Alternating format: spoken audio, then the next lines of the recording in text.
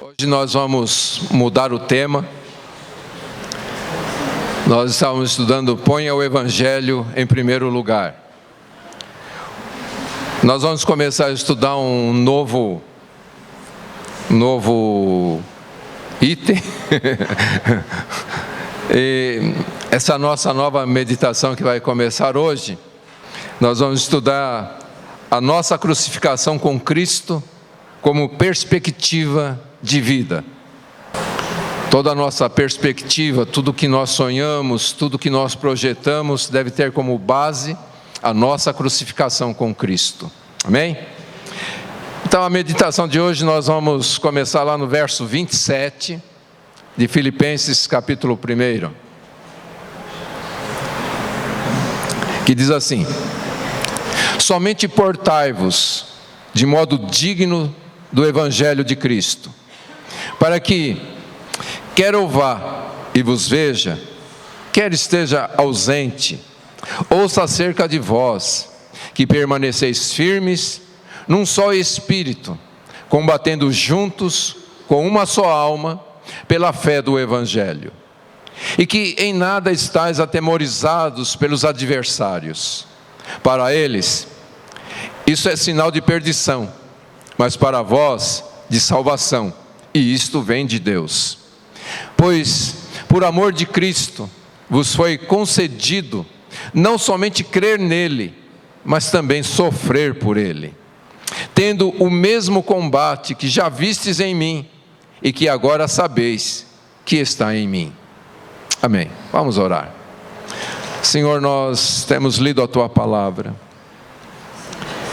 e pedimos que o Teu Santo Espírito venha abrir o nosso entendimento e nos dar compreensão na Sagrada Escritura. Fala conosco, Senhor, e opera em nossas vidas. Nós não queremos somente um conhecimento, nós queremos ser transformados através deste conhecimento, transformados pelo poder do Teu Espírito. E então, como acabamos de ler, Senhor, vivermos de um modo digno do Evangelho de Jesus Cristo. Pedimos que nos ajude, que o Senhor tenha misericórdia de nossas vidas, que o Senhor manifeste a Tua graça sobre nós, em nome de Jesus. Amém. Amém, queridos. Hoje é muito popular as pessoas estudarem teologia. Parece que está na moda, né? Estudar teologia, fazer seminário e tantas coisas assim. E eu não nego a importância disto. De fato, é importante nós estudarmos. Mas o que nós temos também contemplado é que há muita pouca transformação de vida.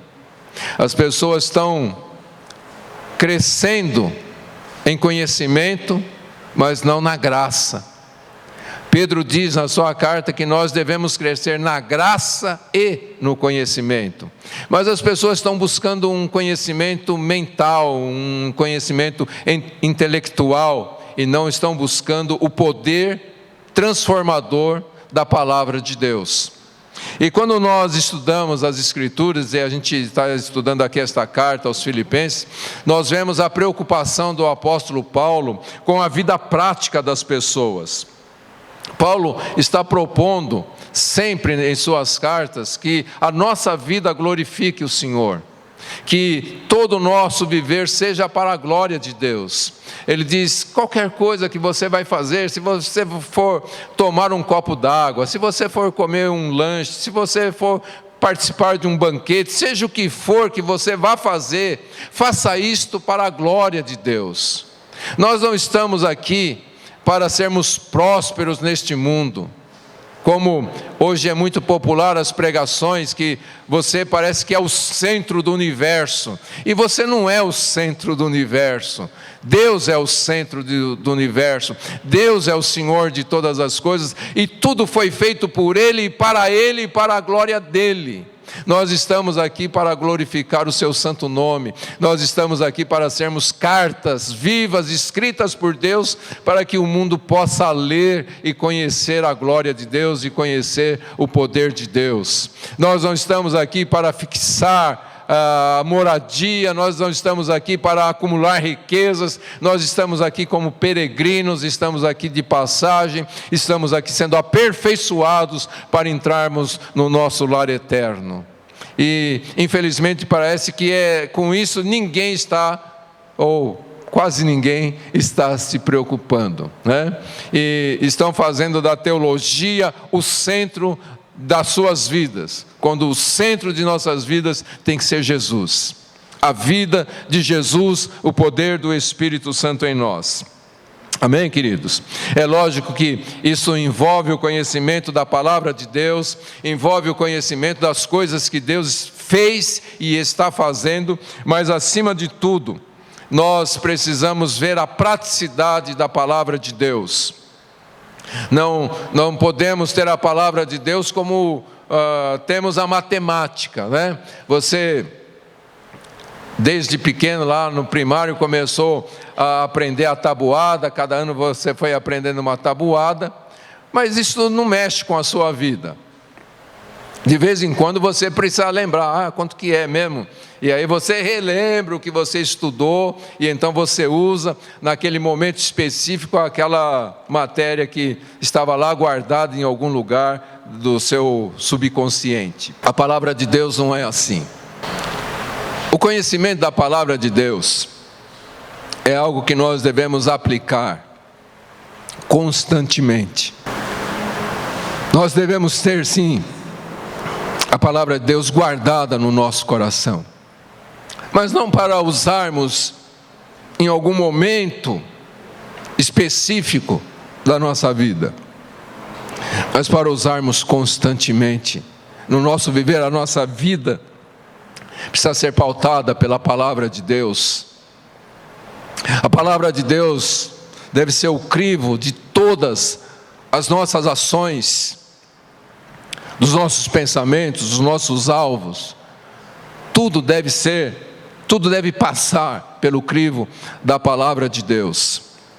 Então, o conhecimento é importante? Sim, o conhecimento é importante, mas a praticidade é muito mais importante.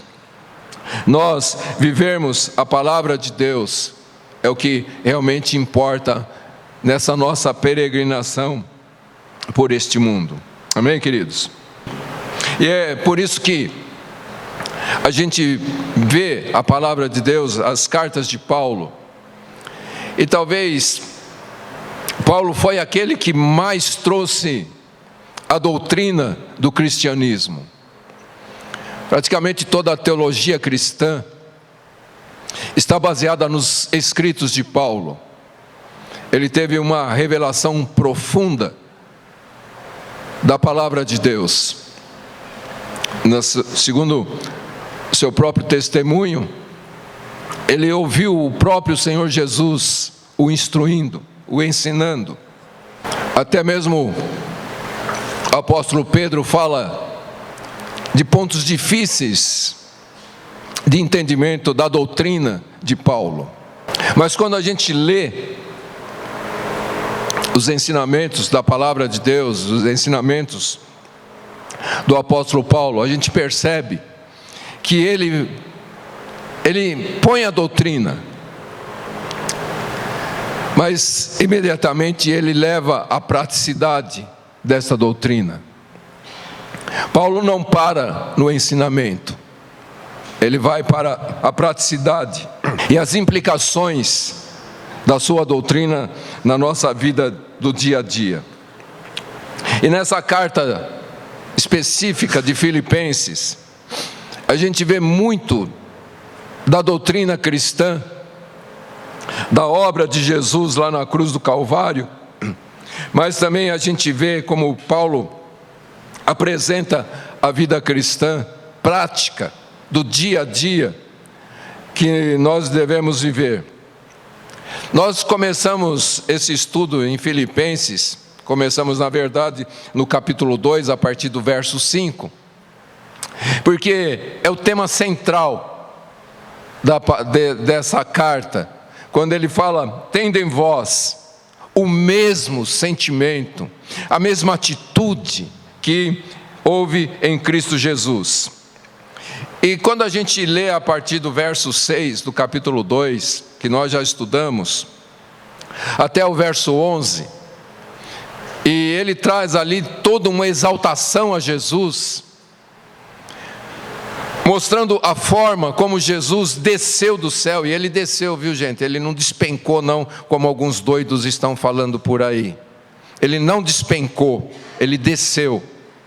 Ele se fez homem. E como homem, ele viveu em santidade. Nunca cometeu um pecado sequer. A palavra de Deus diz: nunca houve dolo em sua vida, nunca houve uma intenção errada em sua vida, nunca houve um pensamento errado em sua vida. E uns doidos por aí estão dizendo que ele despencou do céu e se tornou um pecador. Não, ele é santo, santo e santo. Ele é santo, nunca cometeu um pecado, nunca deixou de ser Deus. Se tornou homem, sim, viveu como homem, mas nunca deixou de ser Deus. Ele é o Senhor da glória, e Ele é o Santo, o Todo-Poderoso, o Criador de todas as coisas. Então, deixa eu fazer uma pausa aqui. Gente, cuidado com o que você ouve na internet.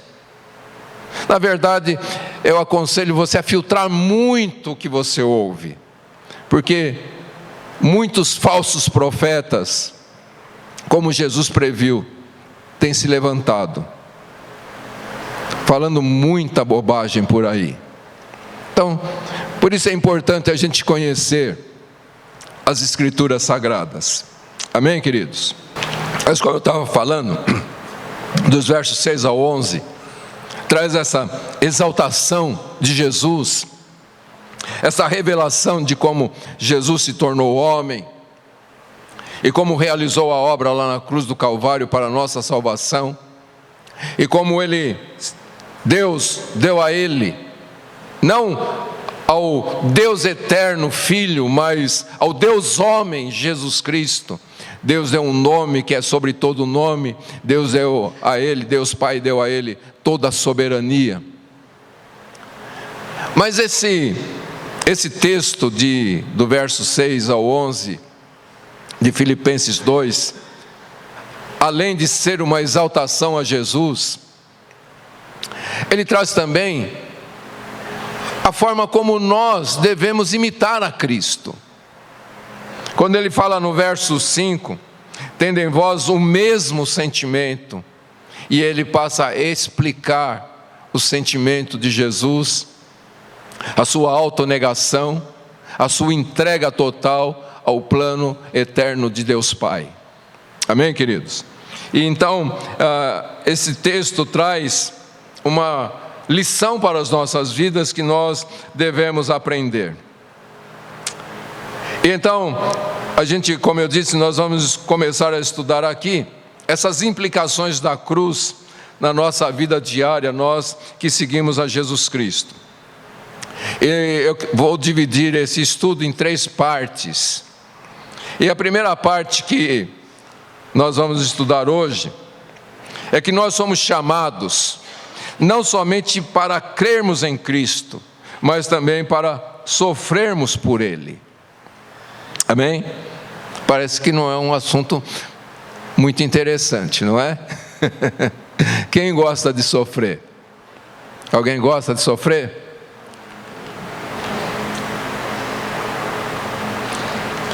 Mas nós precisamos entender, queridos, que o sofrimento é tido nas Escrituras Sagradas como algo totalmente inevitável. Todo o Novo Testamento vai apresentar isto, que o sofrimento vai fazer parte da vida cristã. Ao ponto de Paulo falar que por meio de muitas tribulações, nos importa entrar no reino dos céus.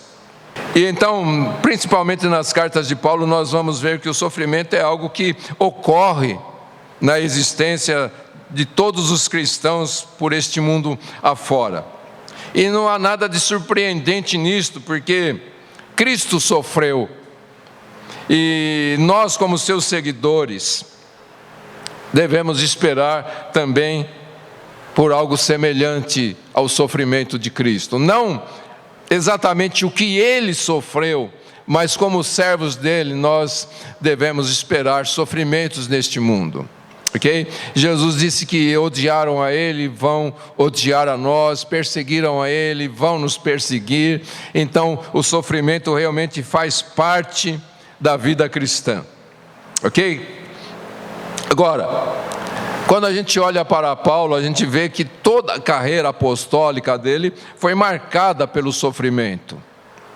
E ele vai fazer, daqui a pouco a gente vai ver em mais detalhe, mas ele vai descrever muitas vezes os sofrimentos que ele passou. E que ele então começa a dizer aqui nessa carta, que nós que seguimos o mesmo evangelho que o apóstolo Paulo seguiu e deixou registrado, nós também vamos passar por estas coisas semelhantes ao que ele passou. E, na verdade, Paulo estava estimulando este povo, levando eles a uma convicção que o sofrimento por amor a Cristo, na verdade, é prova da verdadeira fé. Alguns pregadores do passado, como Spurgeon, eles diziam: se você não está sofrendo por amor a Cristo, alguma coisa está errada no seu entendimento do Evangelho. Porque o sofrer por amor a Cristo é algo que a Bíblia fala que vai acontecer com todo verdadeiro cristão. Ok?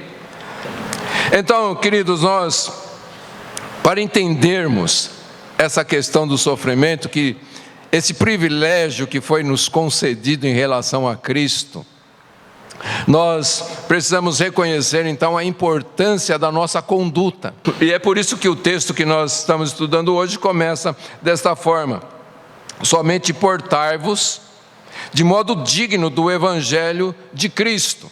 E Paulo fala aqui que esse modo digno do Evangelho de Cristo que nós devemos ter é algo que realmente faz parte da nossa vida. E então Paulo usa a seguinte expressão: se eu estiver presente olhando para vocês, vivam de modo digno do Evangelho. Mas se eu não estiver olhando, que eu possa ouvir que vocês vivem de modo digno do Evangelho. O que Paulo estava dizendo aqui é aquilo que a gente já falou várias vezes. Quando você vai fazer algo errado, qual é a primeira coisa o primeiro cuidado que você toma para fazer algo errado? Olhar para os lados, né? Será que alguém vai me ver? É justamente isso que Paulo está dizendo. Vivam de um modo digno do Evangelho, quer eu esteja vendo vocês, quer não. Quer tenha alguém de olho em você, quer não. Vivam do modo digno do Evangelho. Porque, queridos, sempre tem um olhar sobre a sua vida. Sempre. E não é de um irmão qualquer não. É do irmão que morreu lá na cruz. Ele sempre está olhando para você. Na verdade, ele está sempre do seu lado. Você pode não ver, muitas vezes você pode não sentir, mas ele está do seu lado. Ele disse: nunca te deixarei, nunca te abandonarei. Estou convosco todos os dias, até a consumação dos séculos. Amém? Então, sempre tem um olhar sobre você. Mas, vamos entender essa questão aqui. Vivam de modo digno do Evangelho. Na versão NVI, esse texto traz da seguinte forma: Não importa o que aconteça, exerçam a sua cidadania de maneira digna do Evangelho de Cristo. Então, a expressão que Paulo usa aqui, ele está como que dizendo: somente isto eu digo para vocês, ou uma só coisa eu digo para vocês. Não importa o que esteja acontecendo ao seu redor, não importa a pressão que você esteja sofrendo, não importa os mandamentos que vão chegando sobre você, somente uma coisa: vivam de uma maneira correta, vivam dentro da conduta cristã, vivam de acordo com o exemplo que Jesus deixou.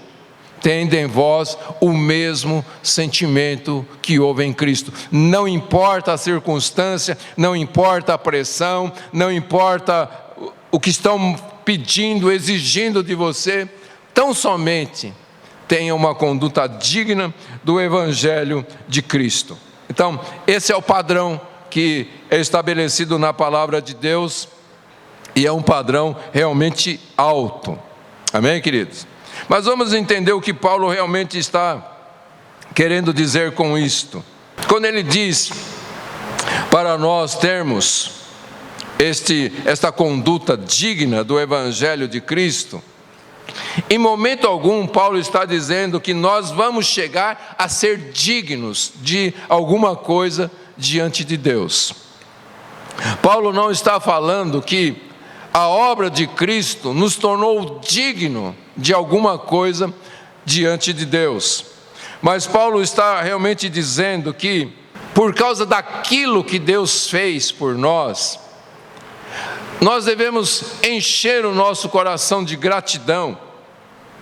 Nós devemos ter um reconhecimento tão grande pela obra de Jesus, que a gente abandone todo um padrão que a gente gostaria de ter de vida, que a gente abandone todos os nossos ideais antigos e a gente passe a viver de uma forma que glorifique a Jesus que morreu por nós lá na cruz.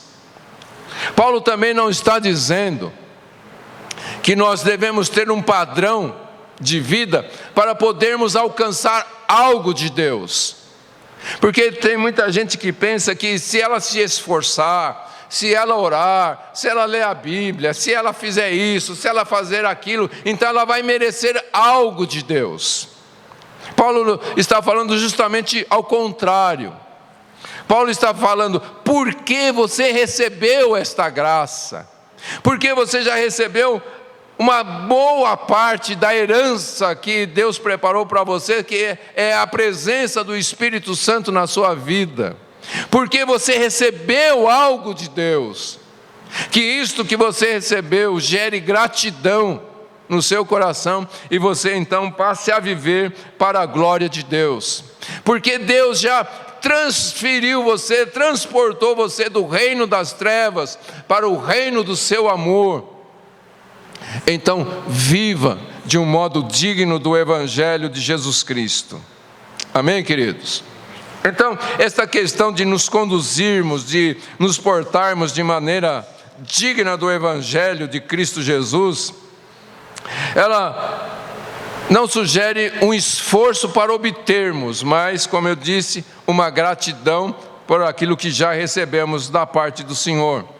Então, nós devemos ser, sim, diligentes, cuidadosos, criteriosos em nossas vidas, para vivermos à altura das boas novas que nós recebemos do Senhor, essas boas novas que trouxeram tão grande salvação para as nossas vidas. E ali na versão NVI, como ele fala de nos portarmos como cidadãos. Então fala: olha, você não pertence mais a este mundo. Você está neste mundo como um cidadão dos céus. Então, o seu padrão de vida não pode ser baseada neste mundo, mas baseada no padrão de vida dos céus.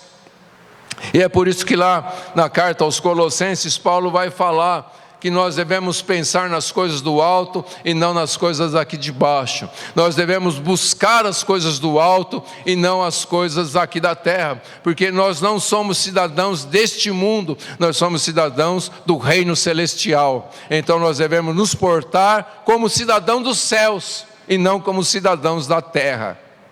E o modo digno do Evangelho é este: nos portarmos como cidadãos dos céus. Amém?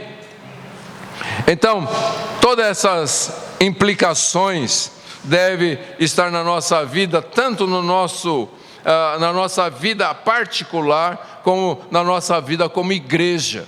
Nós devemos nos portar de modo digno do Evangelho de Cristo Jesus. E essa conduta, então, que Paulo tem em mente, que é digna do Evangelho, ele fala aqui que deve ser vivido em todo o tempo, apesar de qualquer circunstância, apesar de quem está nos vendo ou não, nós devemos ter esta conduta que é coerente com o que nós temos aprendido da palavra de Deus. E ele começa então a especificar um pouco mais esta conduta, quando ele diz: permaneceis firmes num só espírito, combatendo juntos com uma só alma, pela fé do Evangelho.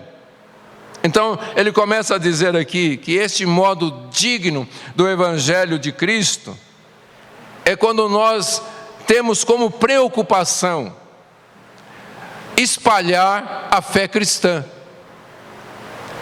Quando nós nos unimos como igreja, e Paulo fala, não importa se estão presentes ou não, mas que haja esta unidade entre nós, e que como uma só alma, um só homem, todo o nosso viver, todo o nosso labutar, todo o nosso trabalhar, seja com uma finalidade: espalhar o Evangelho do Senhor Jesus Cristo. Que as pessoas possam notar em nós algo diferente, e então elas possam ter interesse por aquilo que nos torna diferente, que é o Evangelho do Senhor Jesus Cristo. E Paulo fala ainda que nós devemos viver de um modo que sem medo de ninguém, sem estarmos atemorizados pelos adversários. Ele usa essa expressão, porque muitas vezes as pessoas têm medo de viver o Evangelho e de serem então discriminadas. Às vezes a gente põe na balança o viver do modo digno do Evangelho e uma amizade que a gente não quer perder. Então a gente deixa de viver para a glória do Senhor porque a gente não quer perder uma determinada amizade. E Paulo fala, não tenha medo dos adversários. Se eles querem se colocar contra você por causa do Evangelho, não tenha medo disso. Se eles querem te abandonar por causa do Evangelho, que abandonem. Não tenha medo de ser abandonado, não tenha medo de ser deixado de lado, não tenha medo de perder amigos, não tenha medo de perder namorado, namorada, seja o que for, não tenha medo. Viva de um modo digno do Evangelho, viva o padrão de Deus, viva como um cidadão dos céus, viva para glorificar aquele que morreu por você na cruz. Não se deixe atemorizar pelo pensamento das pessoas, pelo aquilo que eles vão falar de você, aquilo que eles vão pensar de você. Que pense o que quiserem, mais importa agradar a Deus do que aos homens. Porque essa amizade que você não quer perder, não vai te levar para o céu.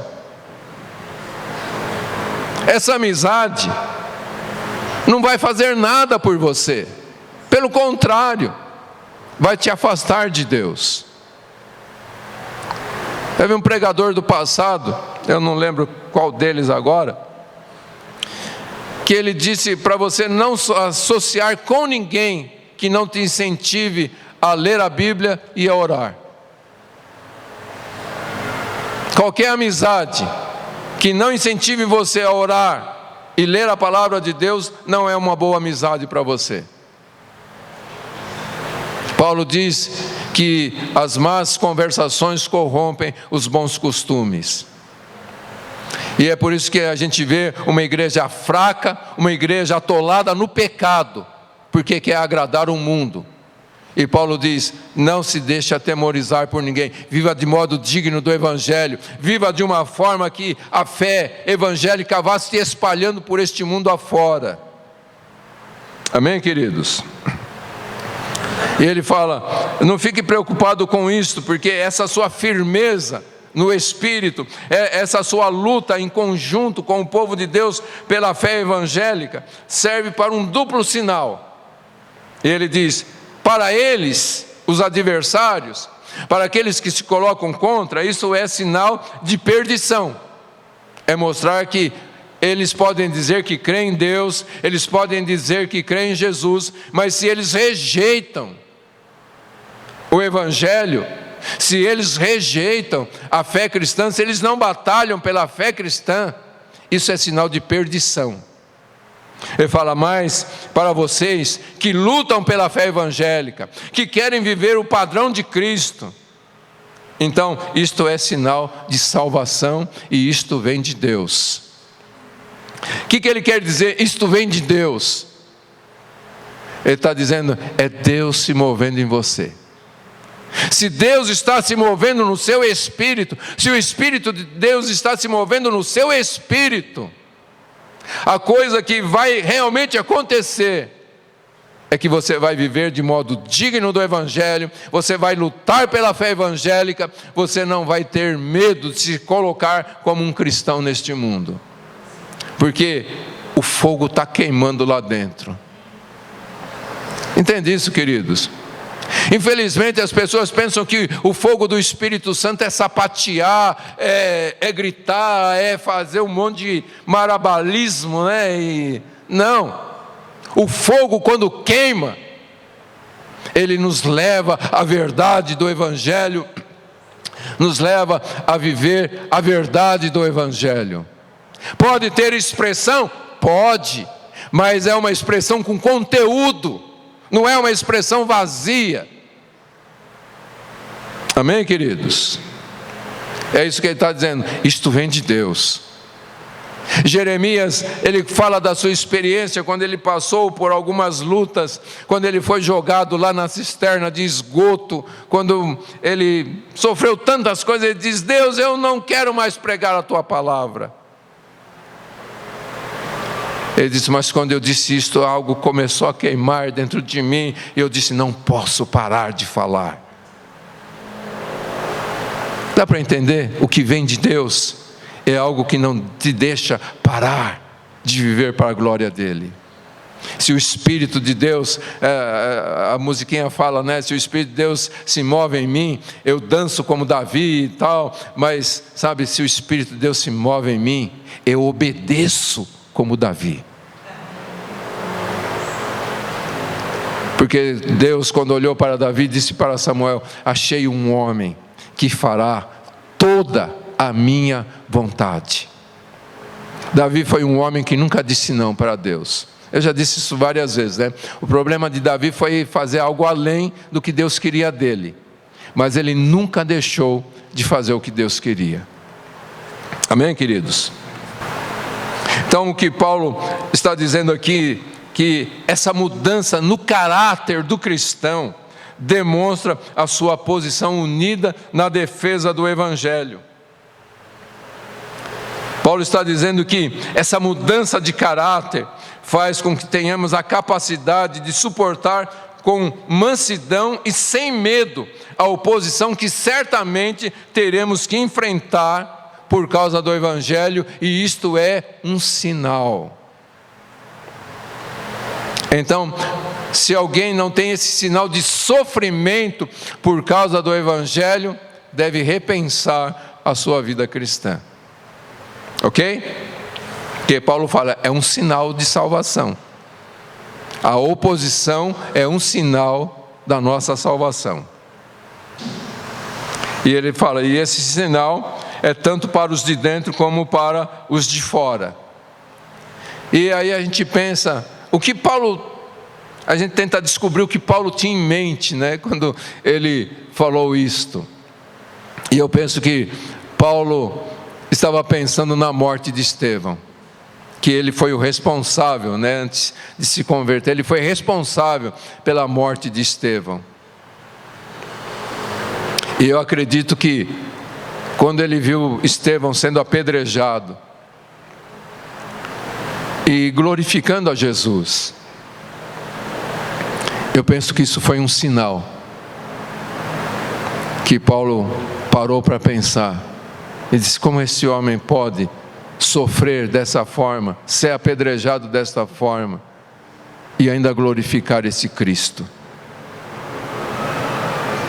Por isso, quando Jesus apareceu para ele na estrada de Damasco, ele falou: quem és tu, Senhor? Ele sabia, de alguma forma ele sabia que era o Senhor. Fica claro isso, queridos? É um sinal. E esse sinal é um juízo contra o mundo que está montando essa oposição, mas também é um sinal de segurança para nós, o povo de Deus, que estamos nessa batalha pelo Evangelho de Jesus Cristo. Então, a conduta digna do Evangelho é o primeiro exemplo da unidade da igreja. Quando todos estão lutando para viver de um modo digno do Evangelho, é aí que começa a unidade da igreja, a perfeita harmonia entre o povo de Deus, visto que todos estão compartilhando a vida de Cristo, todos vão se movendo nessa firmeza da defesa do Evangelho e vão suportando com alegria, com mansidão, sem medo da oposição, tudo que vem contra o Evangelho. Ok? Fica claro isso? Então, só assim nós, como cristãos, podemos recomendar o Evangelho, tanto por palavra quanto por ação. E o testemunho que Paulo fala que os filipenses deviam dar, era exigir este esforço de coragem, este esforço de unidade. Eles precisavam lutar lado a lado pela fé do Evangelho. Eles haviam crido no Evangelho, nós temos crido no Evangelho, e então o objetivo deles e o nosso objetivo deve ser esse testemunhar para levar outros a experimentar a mesma fé que nós estamos experimentando. Ok? Então, em termos bem claros aqui, a conduta digna do Evangelho é, acima de tudo, uma conduta que promove o Evangelho. Dá para entender isso? A conduta digna é aquela conduta que promove o Evangelho, que faz com que as pessoas comecem a pensar em ser evangélicos também. Aí a gente olha ao nosso derredor nos dias de hoje, e a gente está vendo que muita gente não quer ser evangélico, critica os evangélicos. Por quê? Porque os evangélicos não estão tendo uma conduta digna do Evangelho de Cristo.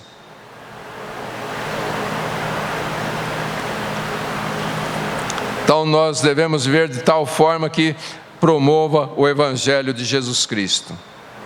E a maneira mais correta de viver, em resposta, né, à boa nova que nós recebemos do Senhor, é este comportamento de lutarmos juntos pela fé evangélica. Ok? Então toda a conduta que nós tivermos vai ser um sinal de perdição para o mundo e de salvação para as nossas vidas. E então Paulo vai falar de uma maneira mais prática sobre tudo isto, e ele passa a acrescentar o que essa conexão fundamental entre a conduta do Evangelho e a cruz de Cristo em nossas vidas. Então no verso 29 ele diz: pois o amor de Cristo, por amor de Cristo, vos foi concedido não somente crer nele, mas também sofrer por ele. A versão NVI traz da seguinte forma: Pois a vocês foi dado o privilégio de não apenas crer em Cristo, mas também de sofrer por Ele. E a versão revista e atualizada diz desta forma: porque vos foi concedida a graça de padecer por Cristo, e não somente de crerdes nele. Então veja só, queridos, o chamado para o sofrimento em favor do Evangelho é concedido como uma graça, como um privilégio. Sofrer por amor de Cristo é uma graça, é um privilégio que nos é concedida. Não é o sofrimento por amor de Cristo não é algo ruim, é uma graça, é um privilégio, é um dom gracioso de Deus. E Paulo diz: vocês não gozam somente o privilégio de vir à fé, como também vocês gozam o privilégio de sofrer por amor de Cristo. Não somente crer, mas a graça de padecer por Cristo. E isto nos dias de hoje não é o que nós realmente temos ouvido, né? A gente está ouvindo muito aí o evangelho da prosperidade, que você é o centro do universo, tudo é por você, você é o alvo de Deus, você está no centro de tudo, Deus faz tudo por você, e não é isso realmente que a palavra de Deus está dizendo. A palavra de Deus está dizendo que Deus te deu a graça de sofrer, a graça de sofrer por amor a Jesus. Mas então vamos tentar entender esse sofrimento aqui por amor de Cristo. Paulo diz assim: se a sua salvação foi assegurada pelo sofrimento de um homem, este homem que é Cristo, o Deus que se tornou homem, então o seu discipulado é demonstrado em seu sofrimento em nome dele, por causa do nome dele. Então o sofrimento por amor de Cristo não é algo que deve nos surpreender, mas deve ser encarado como algo normal na vida do cristão. Mas qual é o sentido realmente de nós que seguimos a Cristo sofrermos? Então a gente vai agora pensar um pouco no que Jesus disse: se alguém quer vir após mim, negue-se a si mesmo, tome a sua cruz a cada dia e siga-me. Não é isto? Então, esse nosso sofrimento por amor a Cristo, em primeiro lugar, não é o mesmo sofrimento de Jesus. Por quê? Porque Jesus sofreu por causa dos nossos pecados. Jesus carregou sobre si todas as nossas misérias, Ele sofreu as nossas misérias, os nossos pecados, as nossas dores, as nossas transgressões. Ele sofreu o juízo de Deus sobre o pecado, ok? Ele foi moído, diz Isaías, por causa das nossas transgressões. Agora, o sofrimento de Jesus, o Deus homem, e a gente nunca pode esquecer que ele tinha a igualdade com Deus. Paulo fala que, existindo em forma de Deus, ele decidiu não viver como Deus, mas como homem, para conquistar a nossa salvação. Então, o sofrimento de Jesus assegurou o nosso perdão. Foi uma vítima inocente morrendo pelos injustos. Agora, o nosso sofrimento por amor a Cristo, em primeiro lugar, não acrescenta nada ao sofrimento de Cristo, ao significado do sofrimento de Cristo. Você não sofre por amor a Cristo para conquistar a sua salvação. Você não sofre por amor a Cristo para obter um favor de Deus.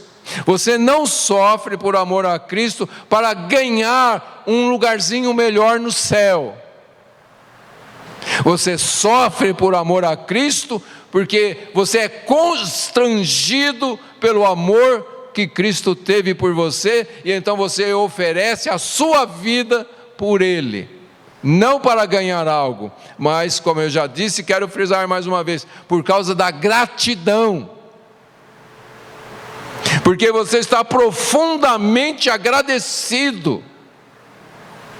Então você vive de um modo digno do Evangelho, ao ponto de sofrer, mas não negar a fé. Ao ponto de sofrer, mas continuar apregoando a fé, espalhando e lutando pela fé. Dá para entender isso, queridos? Mas, de qualquer forma, somos chamados a sofrer como Ele e por Ele, não pelo mesmo objetivo dele. Ok? Mas como Ele. E como que Ele sofreu? Quando Ele deixou de lado aquilo que Ele era, Deus. Ele era Deus, mas deixou a sua glória e veio viver como um homem, e como homem foi obediente. Obediente até a morte, e morte de cruz. Ok? Então vamos entender isto aqui. Lembrando mais uma vez o que Jesus disse: quem quer vir após mim, negue-se a si mesmo, tome a sua cruz a cada dia e siga-me. Então, essa linguagem de sofrimento, muitas vezes ela é um tanto quanto chocante, né? Mas não é tão chocante para nós hoje, quanto foi para os primeiros discípulos de Jesus. Porque o que um discípulo de Jesus do primeiro século entendia quando Jesus disse: se alguém quer vir após mim, tome a sua cruz a cada dia e siga-me? Como que o discípulo do primeiro século via a cruz? Jesus está me chamando para quê? Quando ele diz: se você quer vir após mim, tome a sua cruz e siga-me. Ele entendia da seguinte forma: eu tenho que tomar o tronco, colocar nos meus ombros, abraçar esse tronco, caminhar até o lugar onde eu vou ser crucificado e morrer naquele lugar. Era isso que o discípulo do primeiro século entendia. Mas ele sabia que Jesus não estava chamando para essa morte literal, mas ele entendia que para ser um discípulo, ele devia colocar um fim a toda a sua expectativa de viver.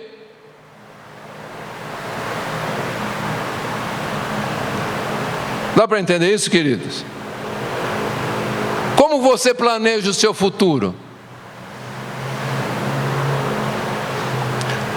Você que é mais jovem, você talvez pense assim: bom, vou trabalhar até uns 50 anos, aí vou conquistar uma boa aposentadoria, vou me estabilizar, vou ter minha casa, um bom carro, vou ter isso, vou ter aquilo. Está errado? Não estou dizendo que está errado. Mas a perspectiva da cruz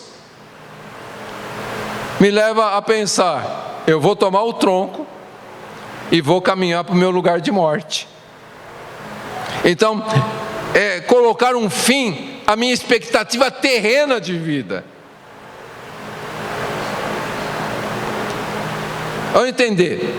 Tiago diz: você jamais deve dizer: amanhã eu vou viajar para tal cidade, vou negociar, vou fazer isso, vou fazer aquilo. Ele diz: não faça isso, mas diga: se o Senhor quiser. Se Deus, se estiver dentro da vontade de Deus, se estiver dentro do propósito de Deus, se aquilo que Deus planejou para mim é isto, então, amém, vou fazer isto.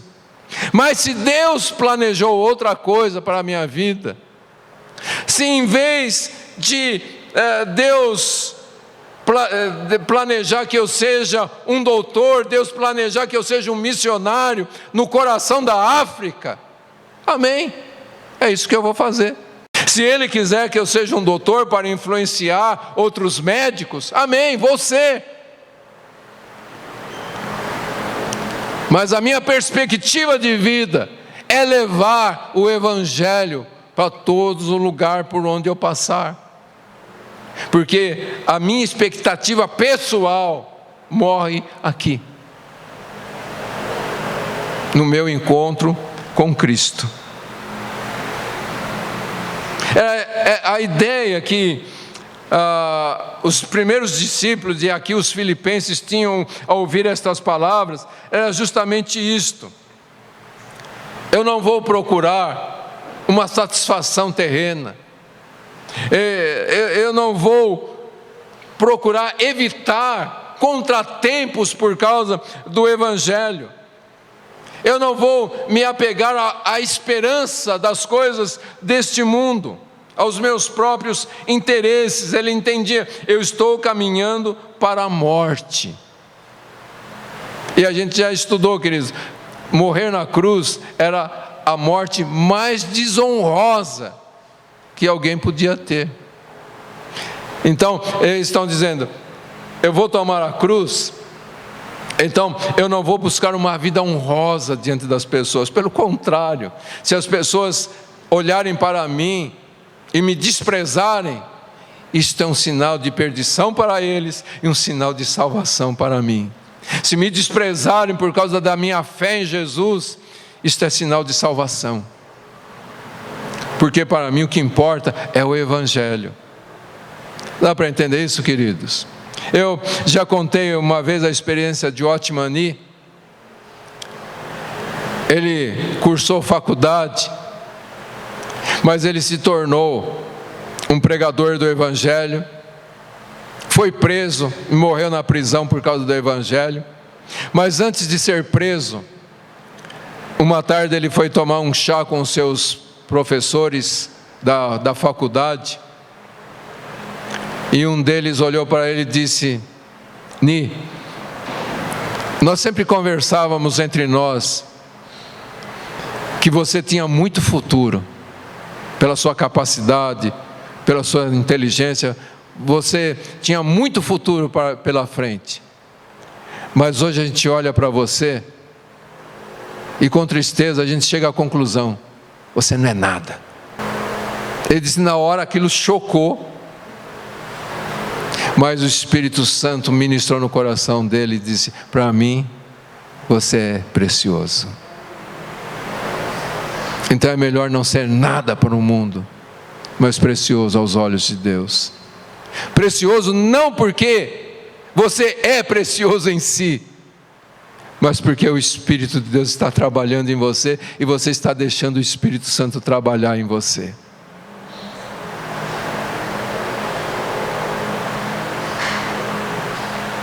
Então, para o discípulo de Jesus, tomar a cruz diariamente era chegar a um fim em si mesmo. Não importava o custo, não importava se ia chegar à morte literal, mas eles estavam prontos para seguir o Senhor. Isso, querido, deve estar no coração de todo verdadeiro discípulo. A toda hora, em qualquer lugar, nós devemos viver para a glória de Deus, tomando a nossa cruz e seguindo o Senhor. E se nós não temos isto como meta de nossas vidas, então mais uma vez eu digo, nós precisamos repensar o nosso cristianismo. Veja só o testemunho dos discípulos lá em Atos capítulo 5, nos versos 40 ao 42. Diz assim: e chamando os apóstolos, aplicaram-lhe chicotadas e ordenaram que não falassem em nome de Jesus. Então o soltaram. Eles se retiraram de diante do sinédrio, alegres por terem sido julgados dignos de sofrer afronta por causa do nome de Jesus. E todos os dias, no templo e de casa em casa, não cessavam de ensinar e de anunciar Jesus, o Cristo. Então veja só, aqui fala que eles levaram chicotadas. A gente já falou sobre isto. O mínimo de chicotadas era 39. O normal era 40. Mas quando o carrasco era um pouco generoso, ele dava só 39. Então pensa nesses homens. Tomaram no mínimo 39 chicotadas nas costas. E saíram daquele lugar alegres, porque foram achados dignos de sofrer afronta por causa do nome de Jesus. Levaram as chicotadas e receberam a ordem: não fale mais neste nome. E o que eles fizeram? Todos os dias, no templo e de casa em casa, não cessavam de ensinar e anunciar Jesus, o Cristo. E Paulo está escrevendo aos filipenses para que, se eles, filipenses, e nós pudéssemos enxergar os sofrimentos à luz desta realidade, nós vamos experimentar uma alegria muito grande nos nossos corações. Em muitas partes do mundo, queridos, nós temos visto nossos irmãos sofrendo literalmente essa perseguição aberta por causa do nome de Jesus, sendo presos, sendo crucificados, sendo torturados, sendo degolados, mas estão firmes, confessando o nome de Jesus. Era isso que os filipenses foram chamados também a enfrentar, e nós somos chamados também a enfrentarmos. No verso 30, Paulo fala: tendo o mesmo combate que já vistes em mim, e que agora sabeis que está em mim. Veja, tendo o mesmo combate que vocês viram em mim, e que vocês sabem que está acontecendo comigo. Qual é o combate que Paulo passou? Na segunda carta aos Coríntios, capítulo 11, os versos 23 ao 27, ele diz assim: são servos de Cristo? Sou ainda mais, falo como se estivesse louco, muito mais em trabalhos, muito mais em prisões, em chicotadas sem medida, em perigo de morte muitas vezes.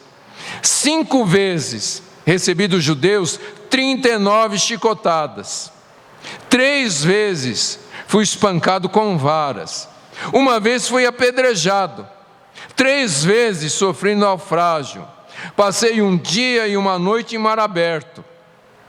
Muitas vezes passei por perigos em viagens, perigos em rios, perigos na cidade, perigos no deserto, perigos no mar, perigos entre falsos irmãos, em trabalho e cansaço, muitas vezes em noite sem dormir, com fome e com sede, muitas vezes sem comida, com frio e com falta de roupas.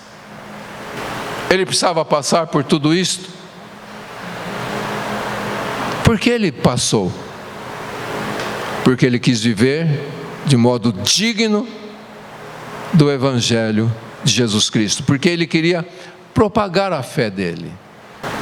John Bunyan foi um pregador também do Evangelho, escreveu o famoso livro O Peregrino, e ele foi preso por causa do Evangelho. E ele tinha uma filhinha que era cega. E quando ele foi preso, as autoridades que o prenderam proibiram toda a cidade de ajudar a esposa e a filha dele. E um dia puseram ele na janela da prisão para ver a esposa e a filhinha passando, sem ninguém ajudando, e elas passando fome, necessidade. E falaram para ele: se você nos prometer que você nunca mais vai pregar o Evangelho de Jesus Cristo, nós te soltamos agora e você pode cuidar da sua família. E ele disse: se vocês me soltarem agora, daqui a pouco eu estou naquela praça pregando o Evangelho de Jesus Cristo, porque foi concedido a vós não somente o crer, mas padecer por causa dele. Nós não sabemos, queridos, o que realmente é sofrer por amor a Cristo, nesse sentido, dessa oposição aberta. Mas, como eu disse, em muitas partes do mundo não é assim. Há uma pesquisa dos missionários que no último século e meio, nos 150 anos daqui para trás, morreram muito mais cristãos do que desde o início da igreja. Quer dizer, em mais de 800 mil anos, morreu menos cristãos do que morreu nos últimos 150 anos. Porque a perseguição está aumentando. Eu não sei se vocês viram, saiu uma reportagem, não sei se foi ontem ou antes de ontem, aquele guru do presidente Olavo de Carvalho. Ele disse que todo o mal que está acontecendo neste mundo é primeiramente por causa dos evangélicos e das outras religiões. Mas o pior mal neste mundo são os evangélicos. Um deputado de partido da esquerda disse outro dia: está na hora de acabarmos com as igrejas evangélicas. Um outro disse: passou da hora de começarmos a queimar as igrejas evangélicas.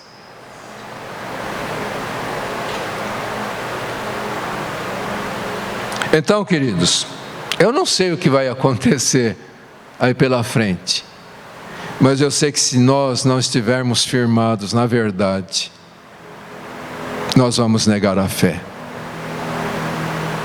Então é o momento de nos fortalecermos no Senhor,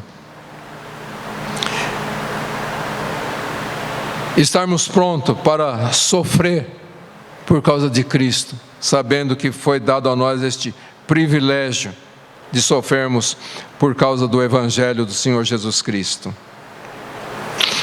A vida cristã, para Paulo, era um conflito, era um combate travado, e ele especifica, não contra a carne e o sangue, mas contra os principados.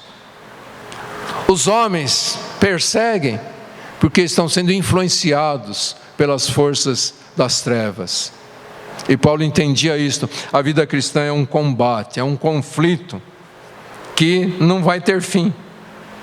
Então, aprender a tomar a cruz a cada dia, aprender a sofrer e manter a alegria por amor de Jesus, com certeza, vai muito além e começa, fora da perseguição física. Nós precisamos nos preparar, sim, para qualquer coisa que possa, porventura, acontecer no futuro. Mas uma coisa que a gente tem que entender nos dias de hoje é que o cristão, esse sofrimento não está somente relacionado a esse sofrimento físico, da agressão daqueles que se opõem à nossa fé. Mas eu creio que o primeiro chamado para esse sofrimento está relacionado, e Jesus disse isto: se alguém quer vir após mim, negue-se a si mesmo. Segunda coisa, tome a sua cruz. São duas coisas. E você jamais vai conseguir tomar a cruz se primeiramente você não negar a si próprio. E o que envolve esse negar de nós mesmos? Negar, primeiramente, a satisfação da nossa carne, o prazer da nossa carne. Há muitas pessoas que estão dispostas a fazer sacrifícios por Jesus, desde que não exija uma renúncia interior. Há muitas pessoas que estão dispostas a investir milhões em missões. Isso não é problema nenhum, eles têm muito e estão dispostas a fazer isto. Mas não estão dispostas a renunciar a um prazer daquilo que eles gostam.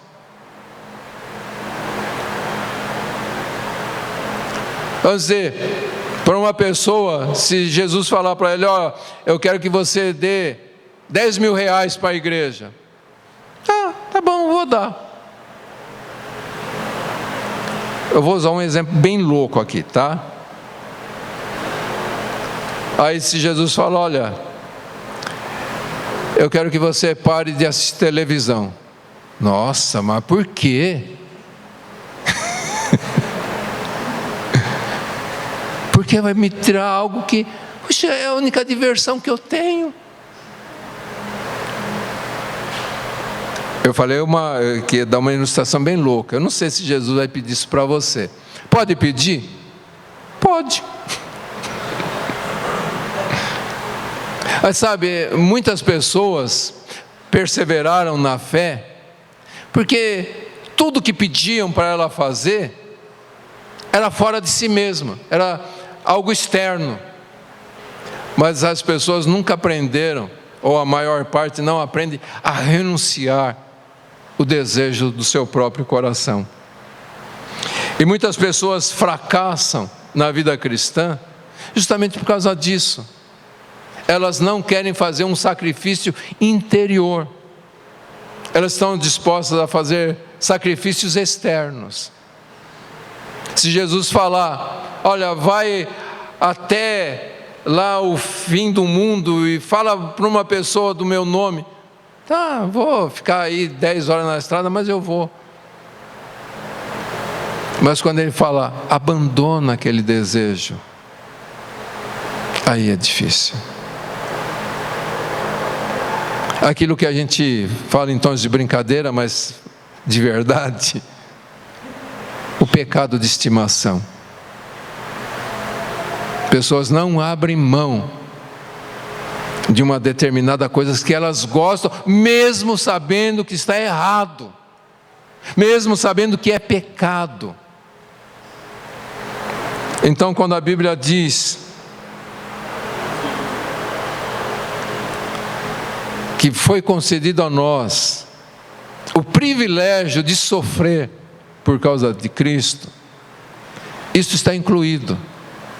Eu gosto muito de determinada coisa, mas se isso não glorifica a Cristo, eu sofro, perdendo isso que eu quero, mas eu quero glorificar a Jesus. Eu deixo de fazer a minha vontade para fazer a vontade do Senhor. Foi exatamente isto que Jesus fez. Ele, no momento da cruz, como homem, queridos, encarando todo aquele cenário da cruz, todo o sofrimento da cruz, ele disse, Pai, se for possível, passa de mim este cálice, mas seja feita a tua vontade e não a minha. E o sofrer por amor a Cristo é justamente isto. Eu gostaria de fazer determinada coisa, mas Jesus não quer que eu faça. Então eu sofro em deixando de fazer algo que eu gostaria, mas eu faço por amor a Ele. Eu deixo de fazer aquilo por amor a Ele. Eu deixo de fazer o que eu, homem, amo, para fazer o que Ele ama. Dá para entender isso, queridos? A nossa vida deve girar em torno dEle, da glória dEle. E sofrer por amor a Cristo começa com isto, a gente negando os nossos próprios desejos para vivermos em santidade perante Deus, deixando aquilo que nos torna impuros diante dEle, para glorificarmos o seu nome. Sofremos por amor a Ele. E se começarmos a sofrer assim por amor a Ele, quando vier a perseguição física, não haverá problema. Mesmo que alguém põe uma arma na nossa cabeça e fala: você vai confessar o nome dele? Vou. Eu já aprendi a renunciar tudo mesmo por Ele. Então, ir para a glória agora é lucro. Pode matar, puxa o gatilho aí. Dá para entender isso, queridos? Deixa eu dar um exemplo aqui. Eu sei que já estou passando da hora, mas uma entrevista com dois famosos teólogos, Dr. Carl F.H. Henry e Dr. Kenneth S. Kantzer, não sei se é assim mesmo que pronuncia, ambos com mais de 80 anos de idade, um deles escritor de muitos livros, e o outro que influenciou os maiores seminários no Ocidente, ambos ligados a Billy Graham, ao movimento Lausanne, um movimento que aconteceu na Europa em favor do Evangelho, influenciadores de diversos seminários, congressos de evangelismo. Eu não sei se vocês já ouviram falar da revista Christian Today, é uma revista muito famosa na América. Eles escreviam para essas revistas e influenciaram inúmeros pastores e seminaristas. E a entrevista correu em redor de tudo isto. E a última pergunta que foi feita para eles foi a seguinte: os senhores têm sido extraordinariamente influentes por quase meio século. Sem bajulação barata, tenho que dizer que o que o atrai em ministérios e que os senhores mantiveram sua integridade. Ambos foram fortes, mas nenhum egoísta. Não sucumbiram à excentricidade da doutrina, nem à construção de um império individualista. Pela boa graça de Deus, o que foi instrumental para preservá-los nestas áreas. E os dois, eles gaguejaram um pouquinho, ficaram envergonhados, com tanto elogio que receberam. E então um deles, assim, com bastante humildade, fez a seguinte declaração: como alguém poderia ser arrogante quando se está aos pés da cruz? Quando você olha para a cruz, você vai se orgulhar do quê? Você vai se exaltar do quê? Se foi necessário a cruz para te libertar de uma depravação total. Se foi necessário a cruz para pagar o preço da sua humilhação. Se você olha para a cruz, a única coisa que você vai pensar: preciso viver de modo digno do Evangelho. Então, olhando para a vida desses homens, eles mantiveram toda a integridade, porque sabiam que a sua atitude devia ser a mesma que houve em Cristo Jesus. Sabiam que foram chamados para crer em Cristo, mas também para sofrer por causa de Cristo. Se Jesus, o nosso Mestre, não via a sua igualdade com Deus, algo em que devia explorar e tomar vantagens, mas resolveu abraçar a cruz, o caminho humilhante da cruz, a morte mais indigna que alguém podia sofrer. Como que nós podemos querer explorar vantagens na fé, como a gente tem visto nos dias de hoje? Nós somos chamados não somente para crer em Cristo, mas também para padecer por Cristo. Somos chamados para, em termos da nossa crucificação com Cristo, termos a nossa perspectiva de vida. Então, toda a perspectiva, tudo que você olha para o futuro e quer alcançar, ponha tudo isso na perspectiva. Fui crucificado com Cristo. Não mais eu vivo, mas Cristo vive em mim. E a vida que agora vivo na carne, vivo na fé do Filho de Deus que me amou e se entregou por mim. Em nada me glorio, a não ser na cruz de Cristo, pela qual o mundo está crucificado para mim e eu estou crucificado para o mundo.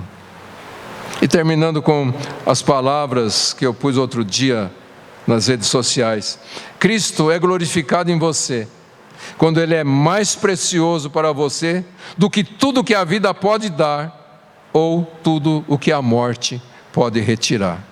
Escrito por John Piper. Cristo é glorificado em você quando Ele é mais precioso para você do que tudo o que a vida pode dar ou tudo o que a morte pode retirar. Foi concedido a nós não somente crer, mas padecer.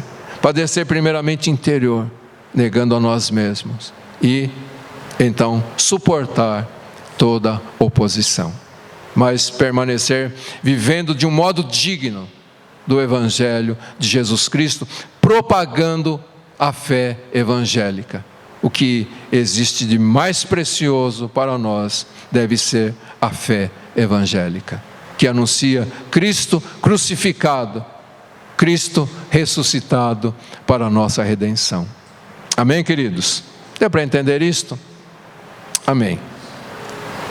Curve a sua cabeça e, pensando em tudo isso, coloque a sua vida diante do Senhor.